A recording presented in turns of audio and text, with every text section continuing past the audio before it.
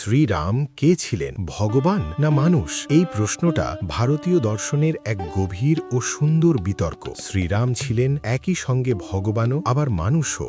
দুদিকটাই পরিষ্কার করে জেনে নেওয়া যাক। শাস্ত্রের দৃষ্টিতে শ্রীরাম ভগবান। রামায়ণ, বিষ্ণুপুরাণ, ভাগবত পুরাণ সবখানেই বলা হয়েছে শ্রীরাম হলেন ভগবান বিষ্ণুর সপ্তম অবতার। পৃথিবীতে ধর্ম প্রতিষ্ঠা ও অধর্ম নাশের জন্যই তার অবতার। রাবণ বধ, দেবতাদের রক্ষা এসব তার ঐশ্বরিক লীলার প্রমাণ। এই দৃষ্টিতে শ্রীরাম নিঃসন্দেহে ভগবান। মানবিক দৃষ্টিতে শ্রীরাম একজন মানুষ। কিন্তু আশ্চর্যের বিষয় হল তিনি কখনো নিজেকে ভগবান বলে জাহির করেননি। তিনি পিতার আদেশে বনবাসে গিয়েছেন, স্ত্রীর বিরহে কেঁদেছেন, রাজধর্ম পালন করতে গিয়ে ব্যক্তিগত সুখ ত্যাগ করেছেন, প্রজাদের জন্য কঠিন সিদ্ধান্ত নিয়েছেন। তিনি বেঁচেছেন একজন আদর্শ মানুষের মতো। তাই তাকে বলা হয় মর্যাদা পুরুষোত্তম। আসল সত্য ও শ্রীরামের মহত্ব এখানে। তিনি ভগবান হয়েও মানুষের মতো জীবন বেছে নিয়েছিলেন, যাতে মানুষ শিখতে পারে কিভাবে শুধু ধর্ম আর দায়িত্ব নিয়ে বাঁচতে হয়। তিনি বলেননি আমাকে পূজা করো, তিনি দেখিয়েছেন আমার মতো হওয়ার চেষ্টা করো। তাই বলা যায় শ্রীরাম ছিলেন